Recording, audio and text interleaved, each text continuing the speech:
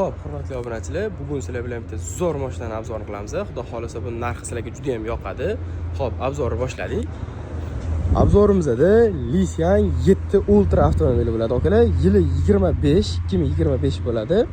Ultra en full pozitsiyada, okalar. Mana diskalariga, balonlarga ham bersanglar, Michelin 21 diska balonlarda turibdi. Qoraga ochib ko'rsatamiz. Hamma qidirgan kofe salon bo'ladi. Paroklari bor. Ko'rib o'tsanglar bo'ladi. Hamma navorot bor. Salonlari juda ham chiroyli. Kofe, monitor, panorama tom, 360 gradus kamera, lidar. Bilasizlar? Kichkina lidar bo'ladi. Orqa salonlarni ko'rsatib o'taman.